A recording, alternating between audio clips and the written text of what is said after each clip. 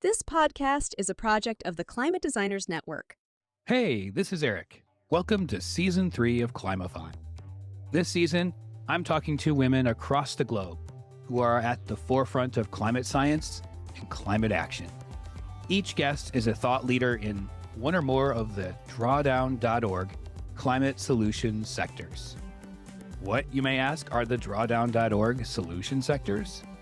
Well, important topics like renewable electricity, soil and agriculture, architecture, oceans, health, education, so much more. The goal of this season is, of course, to continue to help design educators incorporate a foundation of sustainability and regeneration into their courses and, in turn, inspire more climate designers. Climate solutions are already here. You can literally start being part of the solution today. Climify brings these solutions to you. So no matter what your skill or knowledge level, you can implement what you learn today in your personal life and classroom.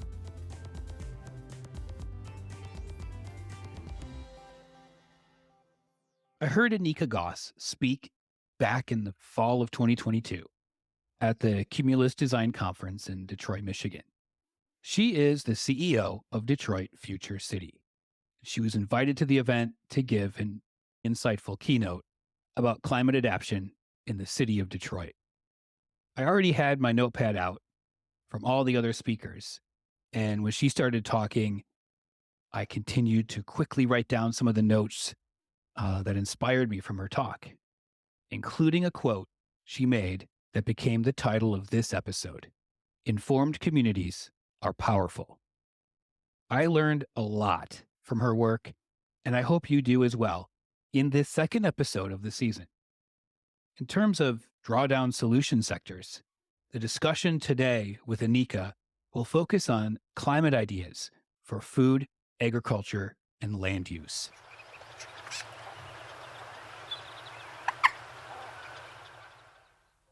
Hi, I'm Anika Goss. I'm the president and CEO of Detroit Future City in Detroit, Michigan.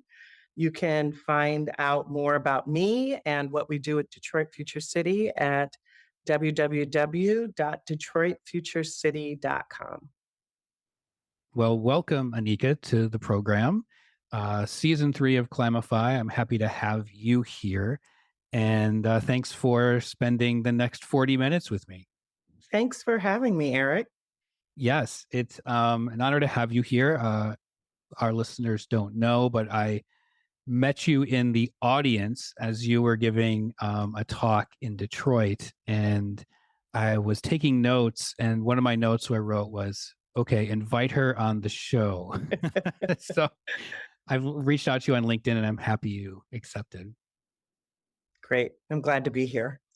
Yeah, well, I was looking into more of the work that you were doing after I heard you talk at the Cumulus conference in Detroit of 2022. And you've had a really, really impressive career still going. And I'm wondering what led you to the work that you're doing there in Detroit. Yeah, it's an interesting question. Because this is sort of a veer from my path. But so I have been in community development and neighborhood work my entire career.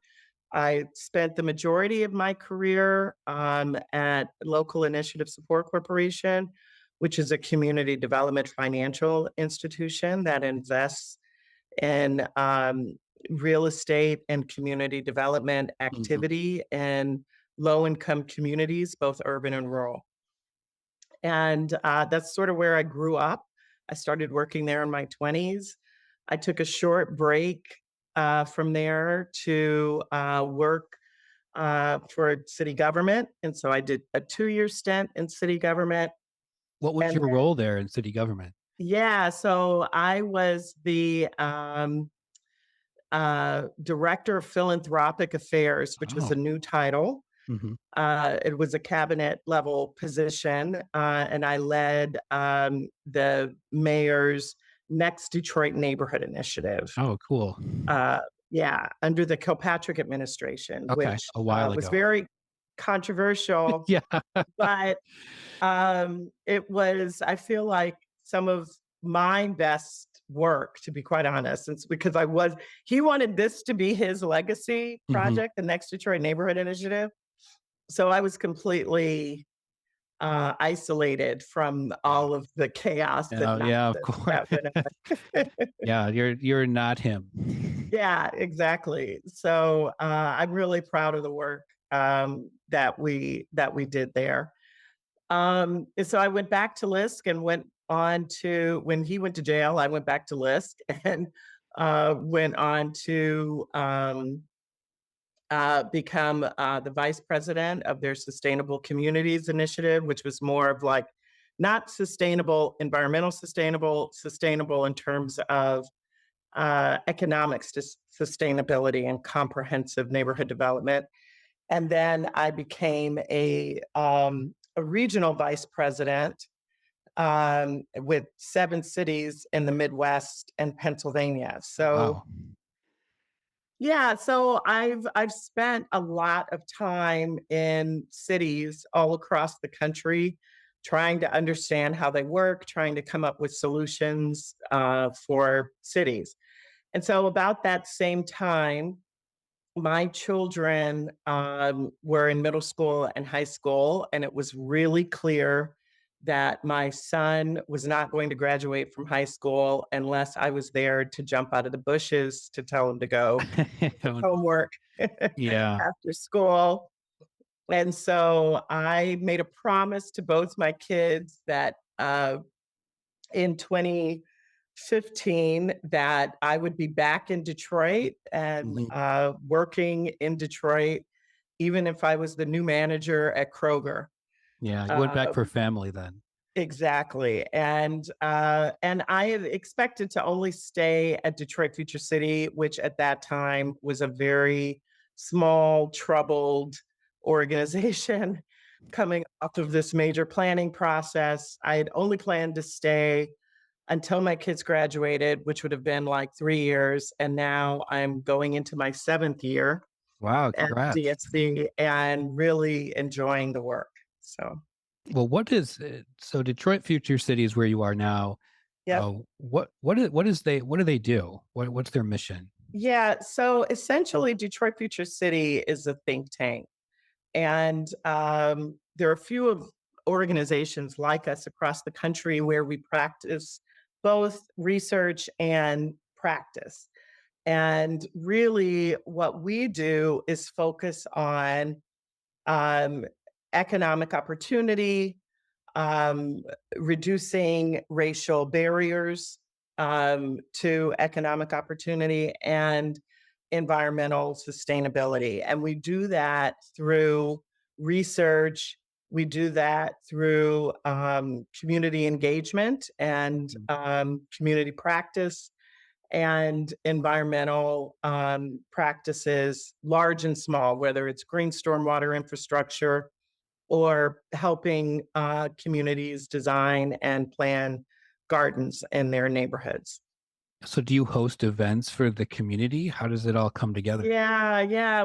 Well, when we were more together, we did a lot of events. Mhm. And I was one of the things that I was really kind of proud of was that I did not want a chicken dinner event. I felt like people deserved to, if they were going to hear about research and if they were really interested in the work we were doing, they should come to a wine and cheese gallery Mhm. opening. So that's what we did for the community. And we had literally wine and cheese and appetizers like you would at any other gallery Yeah, event of course. where we had a talk and we had pictures. And yeah, so it was a lot of fun when we were in person. That's how I survived in graduate school in Austin, is I went to gallery openings for dinner. Yeah, free samples Exactly. at grocery stores and gallery openings was very common for me. Yes. So Yeah. you did a lot of community organizing work prior, but also during. your Yeah. current position, and you have a master's in sociology and community organizing from the University of Michigan, my alma mater. Yeah. Nice to meet you. Go Yeah. blue. Go blue. Yeah. Yeah. How has that community organizing background, not just from your education, but from other places, really helped with these Yeah. neighborhood and community events for you? Well, I feel like, and I was a really young um, organizer coming out of graduate school that knew absolutely nothing about a lot of the neighborhood. I grew up in Oakland, California, and even though I'm a third generation Detroiter, I Oh, I really didn't know Detroit when I came out of school, and so it was really important to me that people understood what was happening to them and around them, and that the people who were living there had a voice in decision making.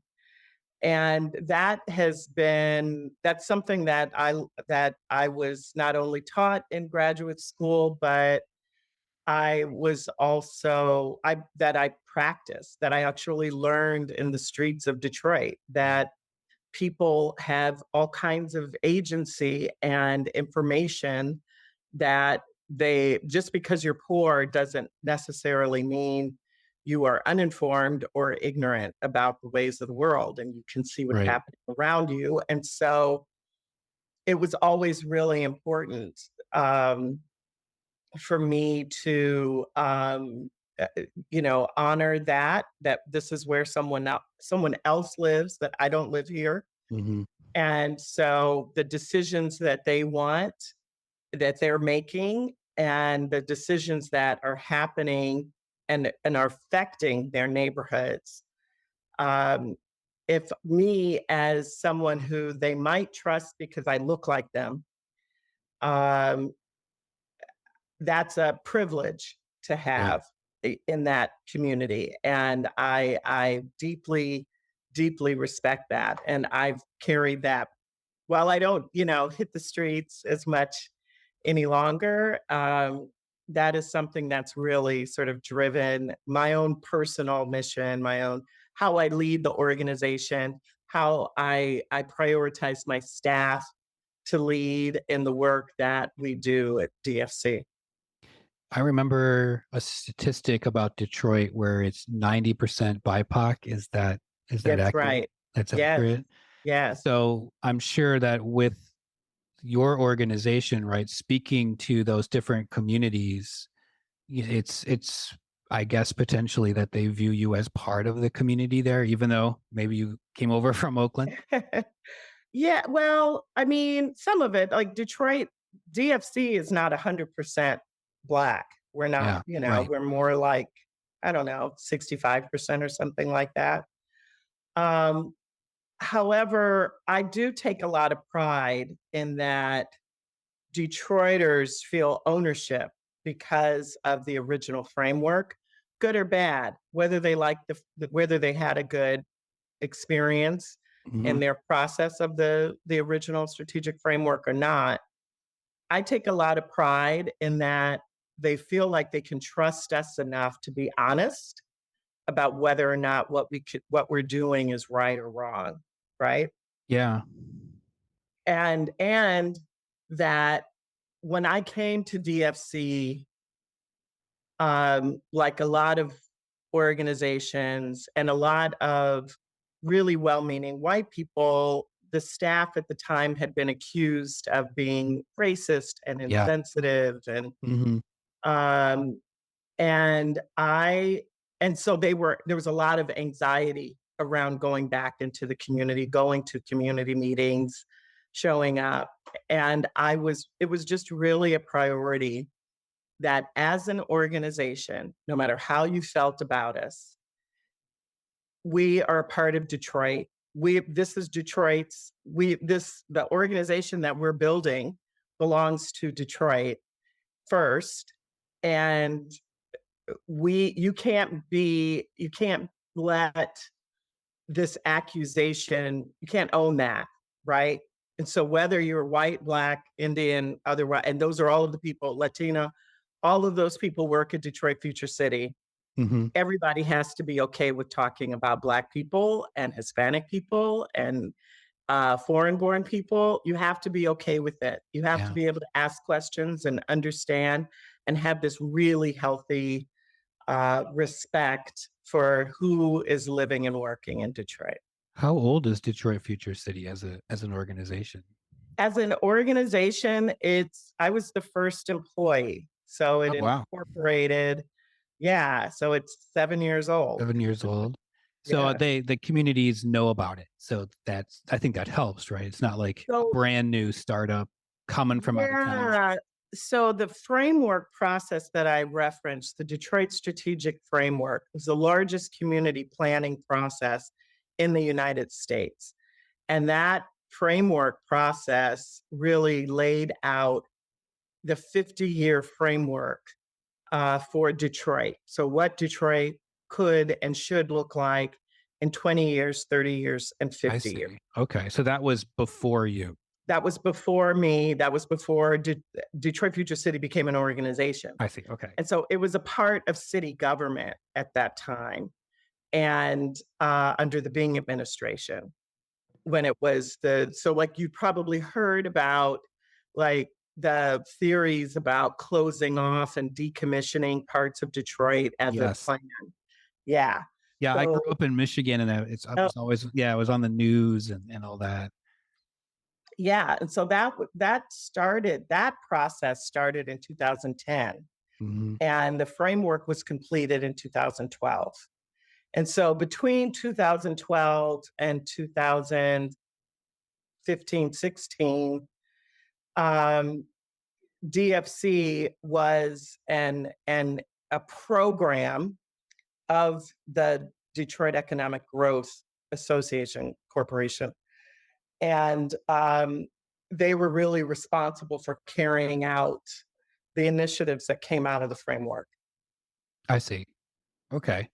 And you mentioned something actually really important that I also learned and experienced trying to work in communities. This specifically didn't happen to me, but a friend of mine, outsider coming into a community Mhm, predominantly black, mhm. and I'm going to help, right? He's also white. And Yeah, yeah. and I remember the first person he talked to like rolled his eyes and said, "Okay, well, we don't want our property taxes to go up with some of your plans." So Mhm. he backed off and said, "Okay, I get it. I'm not." Different approach. Yeah, Yeah, yeah. Let's. So you co-design with yeah. the communities, and I think that's really important because you're viewed as part of Detroit, and Mhm. you're helping them, but they're helping themselves. Can you talk a little bit about how that all works and why that strategy works so well? Yeah, that co-design, well, so one, we almost everybody at Detroit Future City has some technical expertise. We're an organization of architects and urban planners. We even had an engineer on staff at one time.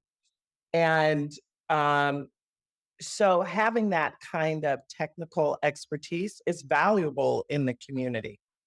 So the way we approach the work is we can help you do this because we're architects, we're landscape architects and urban planners. So we can help you do this, but you have to really guide this, right? Like Got this it. is what do you want to see in this neighborhood? Yeah, it's And their neighborhood.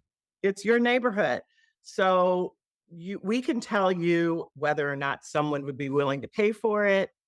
We can tell you whether or not it would actually work physically, because maybe you don't know that, right? Yeah, Um, and we can even tell you, like, well, if you plant these kind of flowers only, they're all going to die and not come back. Like we might have that kind of information, but this is really their vision. I And I see. think one of the best example, like a teeny tiny example of that was we ran this program called the Field Guide to Working with Lots. And we gave out mini grants to block clubs, churches. It was my one of my favorite programs because we would literally get handwritten proposals from block club presidents. So Mrs. Jenkins and her friends that live in her neighborhood want to do something with the vacant lot on their block, and they're Yeah. writing their proposal in script, right? So Cursive handwriting. cursive, Yeah. exactly. And I loved that. I loved it, right? But we're also a bunch of architects and Mm. landscape architects and designers, and so they want petunias and, you know, Yeah. all kinds of pretty rows of flowers, even though the design calls for all kinds of, environmentally sustainable plants that aren't as, some of them might be pretty, like the sunflowers, but most of them, look more like meadows and rain gardens and that kind of stuff, which isn't always pretty and looks terrible in the off season, right? Yeah. That's not what they wanted. And so there was debate in the staff at the time was really like, well, they can't do that's going to look terrible. Everything is going to be dead by November. Right. And then they're just going to have to keep replanting it in the spring. And I was like, so what? This is their Yeah. neighborhood. They're planning annuals, right? Right. This is their neighborhood. They want to plant a bunch of annuals and petunias and all of that kind of stuff. That's fine. They Yeah, of like that. course. Well, one thing maybe it's important here. I grew up in Michigan. You're in Detroit. I don't know if Yeah. all my listeners know what's going on in Detroit, what's Okay. like the basic history of Detroit over the past decades. Maybe we can start there because I think that's going to be important when we talk about the success stories that you've had. What's been going Okay. on in Detroit? Where does it stand now? How far back do we go? Oh my gosh. I feel like Mr. you probably Cadillac. have to start 1950s, right? Like Okay. that's a pivotal part of Detroit and Yeah. before, Well, and I would go, so if you're gonna start in the '50s, I would start in the '30s, Okay. because in the '30s, the Hulk maps were drawn, and the FHA, Federal Housing Act, or the Home Mortgage Act, was really what led to redlining, where Okay. they had areas or shades of areas in Detroit that were listed as high risk and areas listed as low risk. And they were high risk for mortgages and low risk for mortgages. And those high risk for mortgage areas were neighborhoods where during the '30s, African Americans and most Jewish households were not allowed to live in those communities. Mm, There were more um, neighborhoods for Jewish communities, but not many. mm. And Jewish and immigrants. For Black people, you could only live in what was then called the Black Bottom, which is the Lower East Side, and in the North End in the '30s. And which is just east of Henry Ford Hospital and just west of what we now know as I-75. Okay. And then later, they allowed for Black families to live in Southwest Detroit. And I think mostly Southwest Detroit, or and it's not Southwest, what we think of today, like Mexican Town. It's more like just the northern edge of Southwest Detroit. And Okay. and I think it was because it would have been adjacent to where Henry Ford had recruited Mexicans to work in the Ford Rouge plant and the plants that were in that part of the city. So that was really a lot of how Detroit was built. And then what ended up happening so that was the 1930s. it right after World War II was the GI Bill, and the GI Bill allowed you to gave you basically a housing voucher, and that housing voucher allowed for you to live anywhere. Hmm. And you were often encouraged to live outside of the city in newer housing or in areas that were even further out. And that then expanded the area that was considered high risk for African Americans Oh, okay. and and others. So there were very few places where Black families could live in Detroit.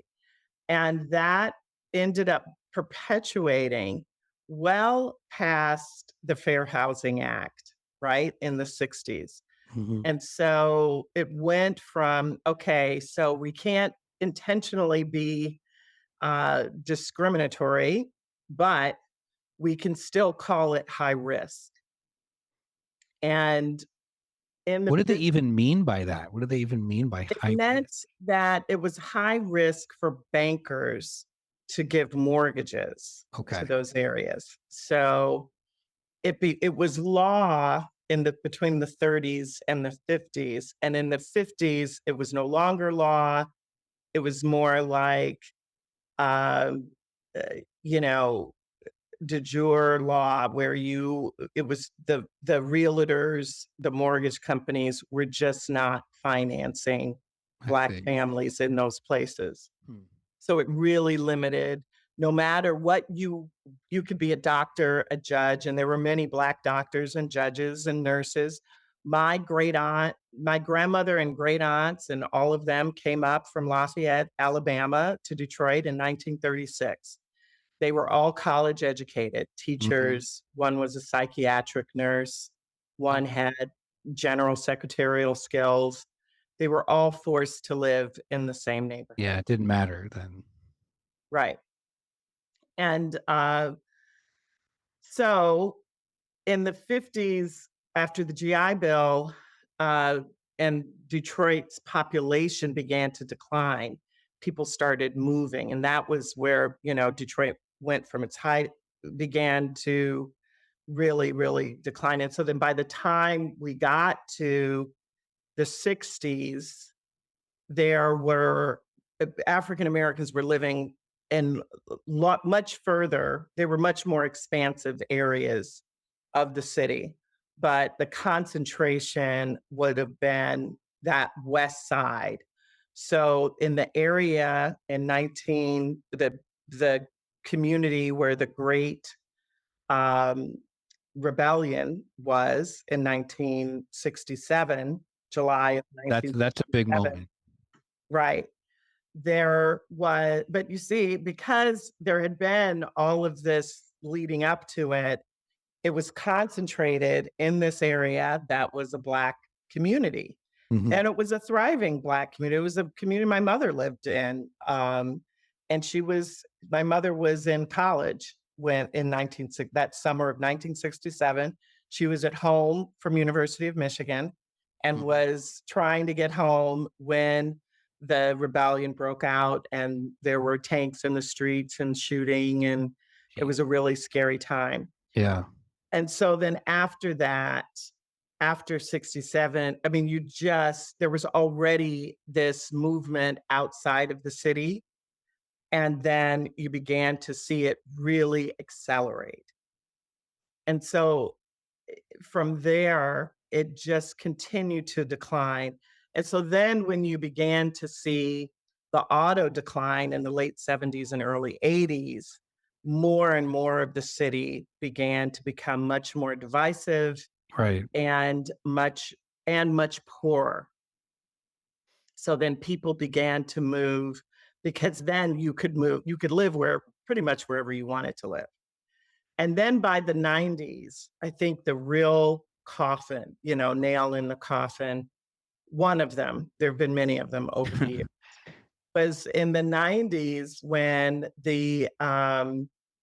it was the law changed where city employees, government employees did not have to live inside of the city.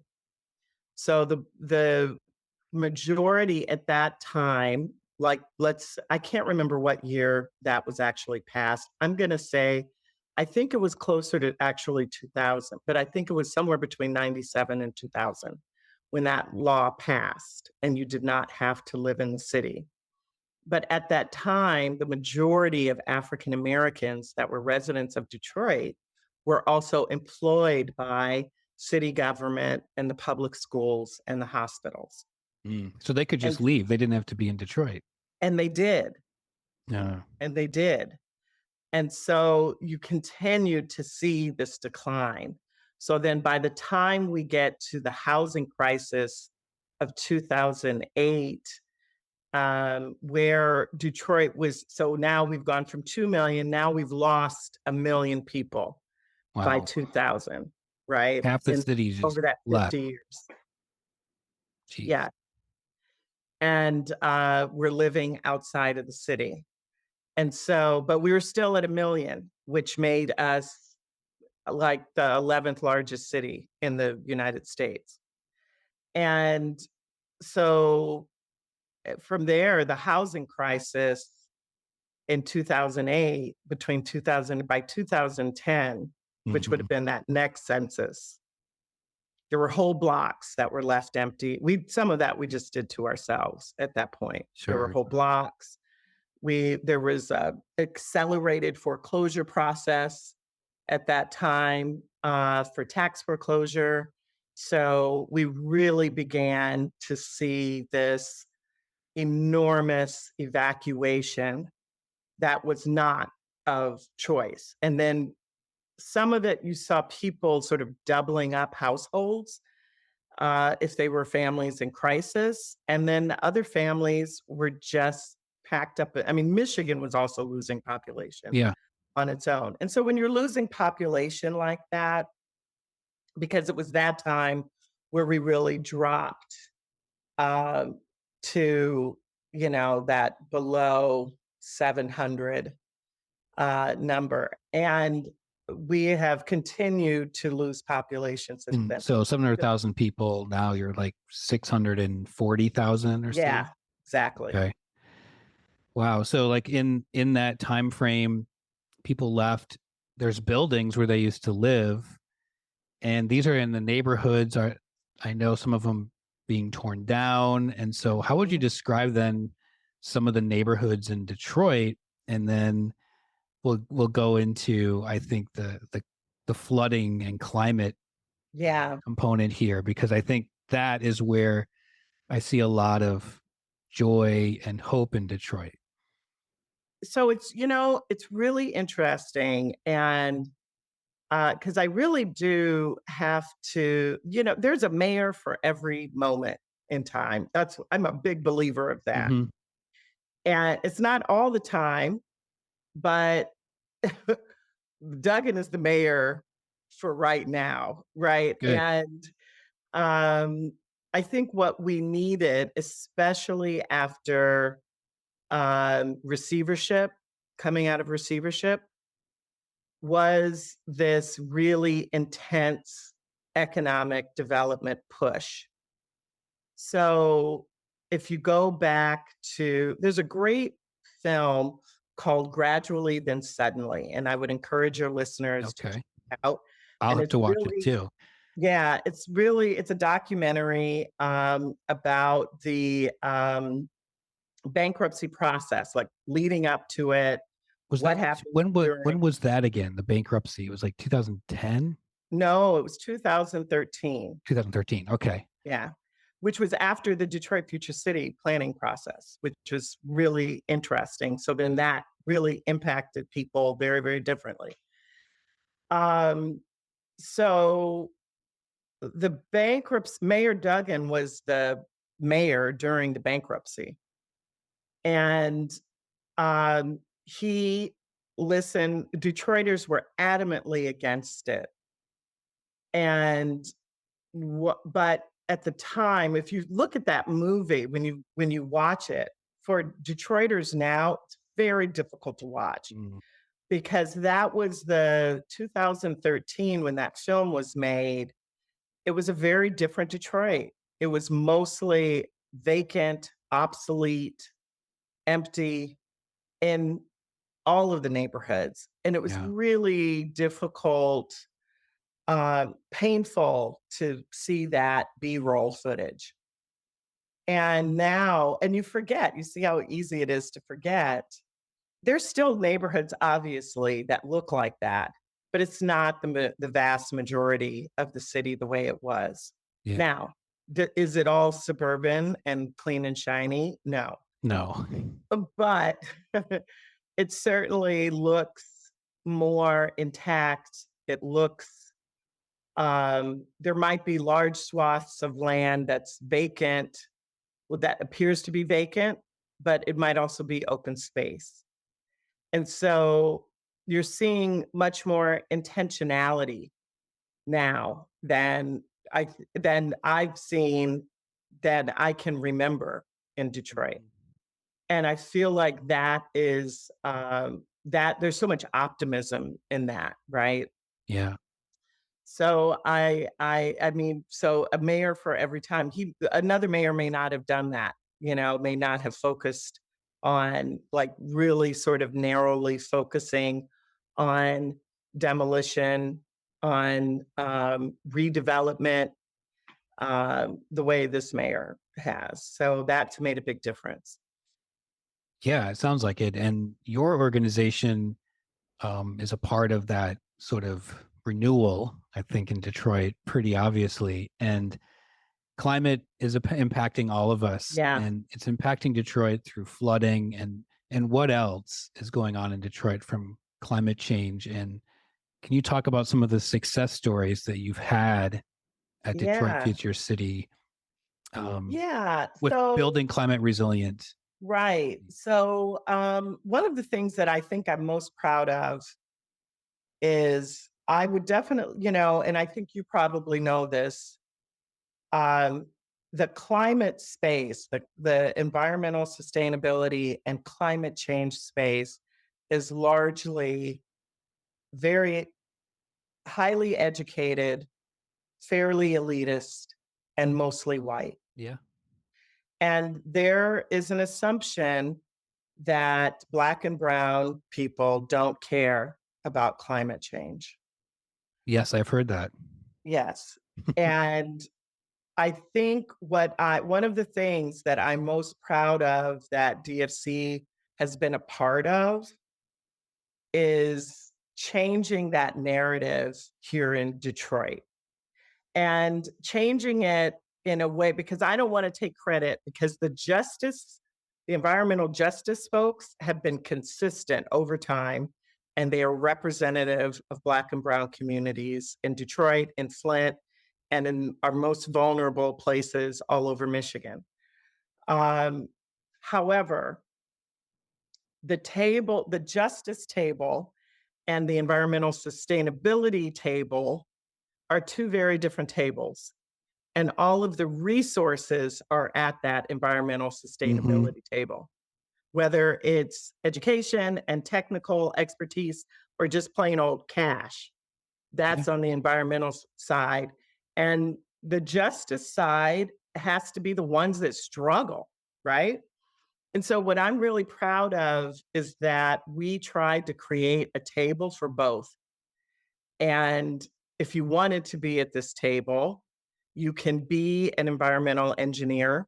You can be from the University of Michigan, from Michigan State, Wayne State, Yeah. private organization, but you're sitting at the table with the Sierra Club and We the People and Moses and Southwest Detroit Environmental Vision, all of these people that spend all of their time and energy fighting for climate change. And the reason that that table comes together is because, from our perspective at DFC, the impact of climate change is an economic problem for Detroit. Yeah. Climate change ends up trapping poor African American and Latino households in their neighborhoods. It devalues their homes and the land that they live on. and it keeps their children and their children's children from benefiting from ownership, in addition to the toxins that come from living in a climate vulnerable community in the Hmm. soil, water, and air.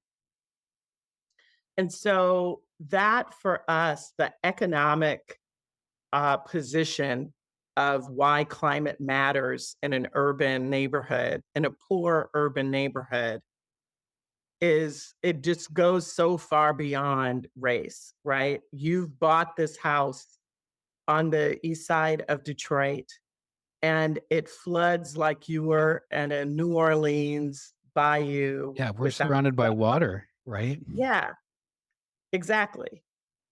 And there's some accountability that has to take place, Hmm. and the formula for fixing it is either there must be an economic development that's attached to it, or it must be so broken that your house is almost floating Hmm.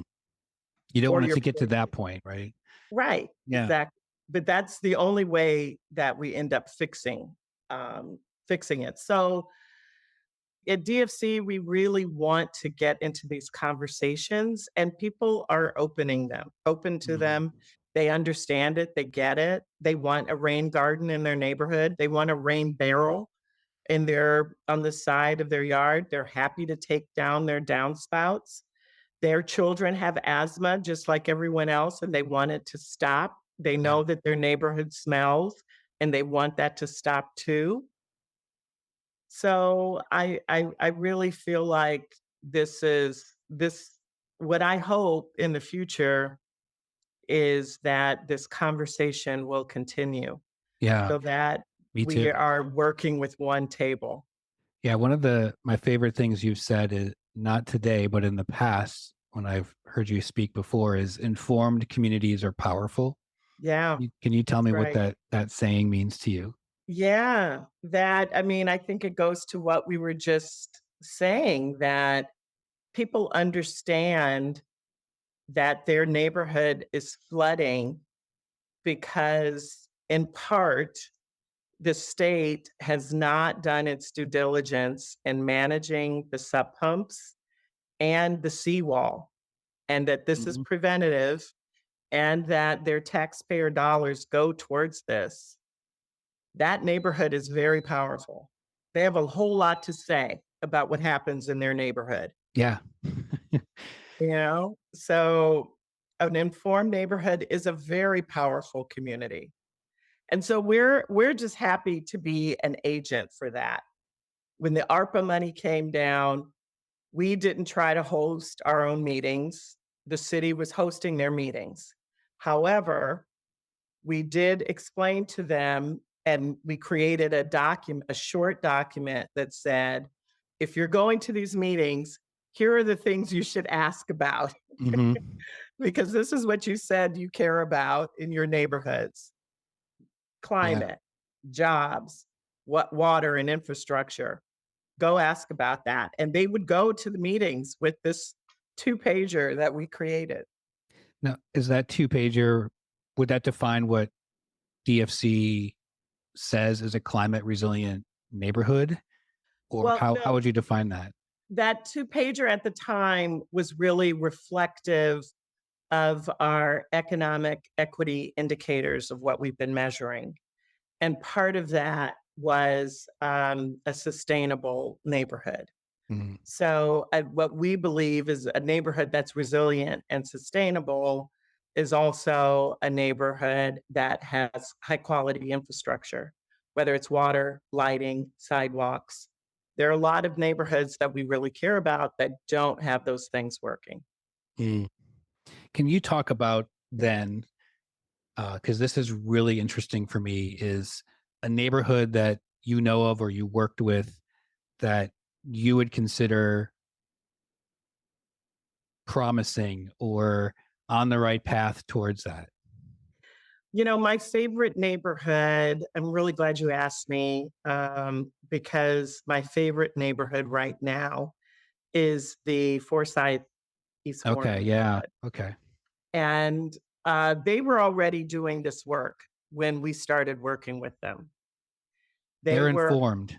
they were already, yes, they were already informed. It was already a neighborhood, a low density neighborhood with a lot of community gardens that were already in existence. So the planning process that we did with them was called a green loop. Green. So how do we actually um, help them design a neighborhood with a green lens? And that green lens includes meadows, it includes forests, and we're partnering with them on actually building an urban forest in the middle of this That's neighborhood. amazing. Yeah. Um, yeah, it's great, and it's funded by the National Fish and Wildlife Fund, and General Motors contributed so that we can create walking paths and accessibility to the forest, and it's just beautiful. Mm. But it also has meditation gardens and other personal gardens and hoop houses all in this one neighborhood, And the and it's community built walkable. that, or did you The help them? community the Wow. community built it for the most part. We helped them with the design. Like, this is what it's going to look like so that there for every vacant lot, there is a use. And they did that. We just helped them with that, with the design. Um, it's a beautiful place. It really is, In Forsyth? yeah, Okay. especially in the spring and in the fall when everything is blooming and all of that, and yeah, and they're very we're still working with them. They need a land trust for that neighborhood so that they can, or at least an overlay so that they're not vulnerable to, because the more we talk about it, the more developers They already the they yes, wanna go in there, right? exactly. And we so developers and realtors reach out to us at DFC asking for that green loop plan, asking for more information so that they can market that neighborhood. And so it's hard to keep them safe. Yeah, well, you Yeah. made it too good, and now people wanna be there. Yeah. Can you talk more about the Chandler Park, project on the east side of Yeah. Detroit? That's another one I'm Yeah. interested in. Yeah. So we were not a part of that, but Chandler Park is it's a city park, and it's a city park in the middle of what was once a really strong middle class neighborhood Mm. that's now more of a lower income neighborhood that even has some old public housing that's adjacent to it. Um, but over time, the residents, the Community Development Corporation, Eastside Community Network, and previously it was named Warren Connor Development Coalition, really organized their neighborhood, and starting with residents that lived near the park, that wanted to be able to maximize the beauty and use of the park so that it was safe. And that was really all they initially cared about, was safety. Got it. And then it became, we can go beyond safety. We can actually use green, open space as a part of the value of our own community. And now they've been able to attract so many resources. It has its own conservation board, the Chandler Park Conservancy, and it's a beautiful, beautiful space. Yeah. There's a water space there, so there's a small pond. There's now all kinds of wildlife that's returned to this area. It's an active, beautiful park that the city actually lifts up as one of its premier parks in Detroit. And so this place where that was like open drug trafficking and really Mm. unsafe is now this sanctuary. And the residents that live around it are not wealthy or white. There might be some white people that live over there, but they're poor too. It's a really low income neighborhood. Yeah.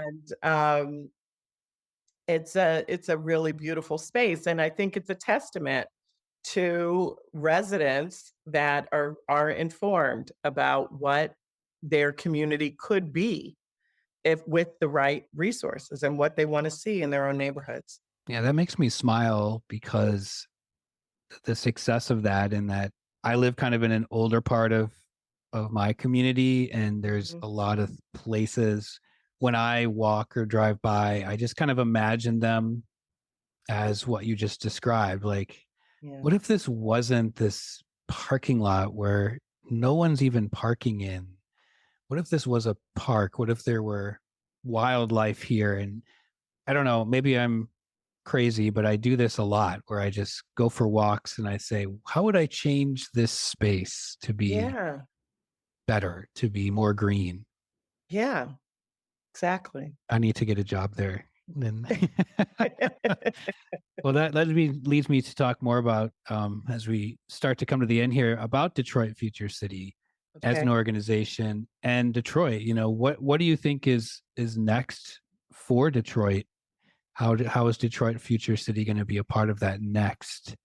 What is success for you? Um, Wow. yeah. Um, I think, w- one of the major issues from so first of all, I feel like as the president and CEO of Detroit Future City, I am a steward of the framework and the organization. I'm going to be hopefully, I'm one of many presidents.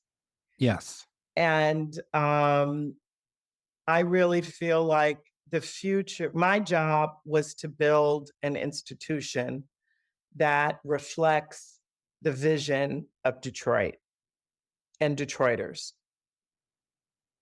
I think the future of what's next is to really focus on the racial equity barriers that continue to Mhm. exist for Detroiters.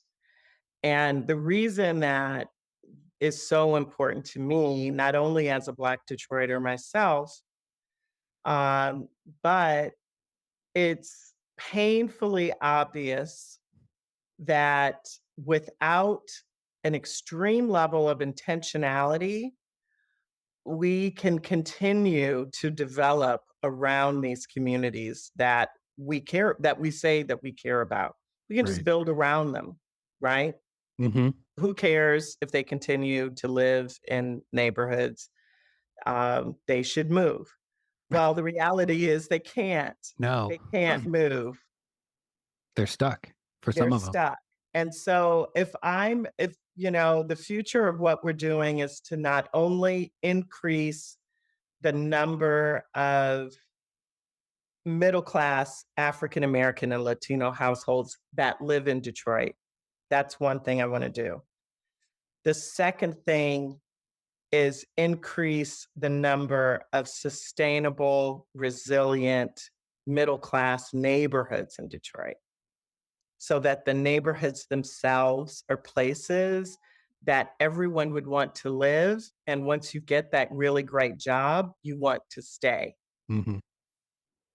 And there are most of the nonprofits are focused on poverty, and I get that. And they should be, and they're doing an amazing job, and we need them to do that. I really want to focus on the majority of Detroiters. And the majority of Detroiters are very close to living in poverty. Mm. And as soon as they move because it's easier to live someplace else. They can create stability if they live in a suburb where your taxes are lower, your housing costs are lower, and you have all the infrastructure that you want. Yeah. It's greener. Everything is, it's part of it. I want that for Detroit. Yeah. Well, coming to my last question here, and I'm curious, really curious about how you would do this, and that if you were to switch shoes with me as a design educator, um, how would you go about teaching a class or to a bunch of design students, knowing what you know, doing what you do? It's so funny because I work with so many designers Yes. and I'm happy to hear that. We want to be a I'm part of the not a solution. designer. Right, right.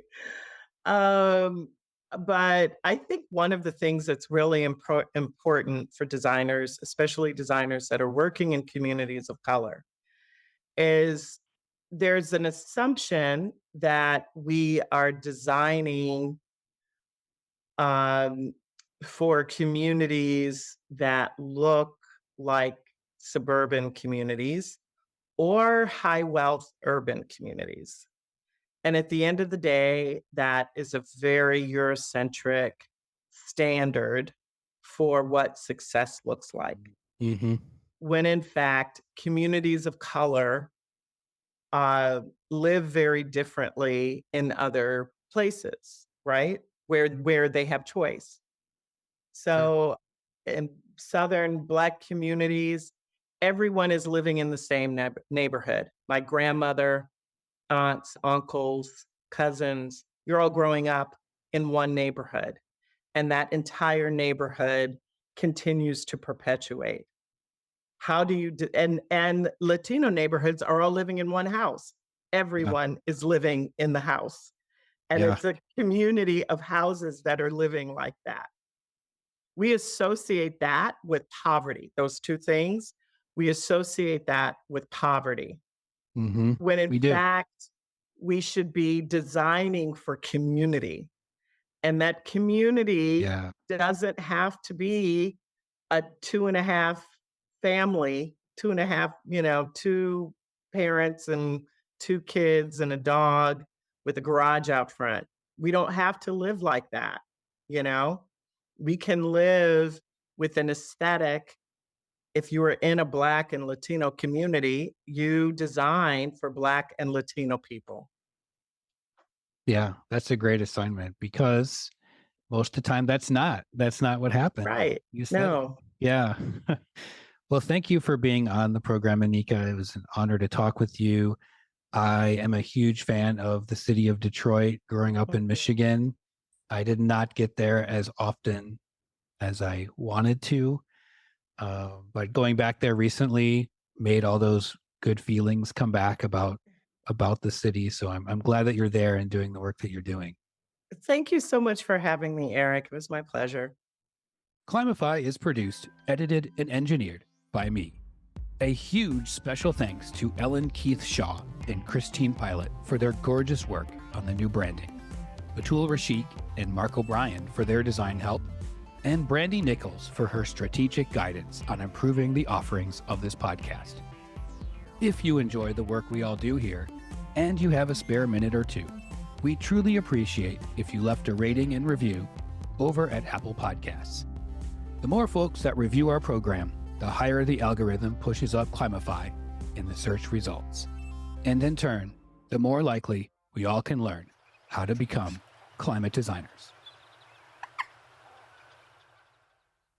Well, thanks for hanging on until the end of the episode with Anika.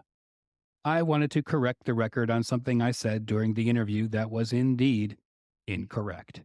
So thank you, Detroit Future City, for letting me know. Around 44 minutes in, Anika was sharing a story about East Forsyth that I later called Forsyth a few minutes after. The correct name for this neighborhood is actually East Ferry Warren, or sometimes Poletown East. Detroit Future City has a great report on their work there on their website, DetroitFutureCity.com. I will also link to this directly in our show notes. Next week on the program, Dr. Genevieve Gunther from End Climate Silence and the New School will join me to discuss the language of climate politics.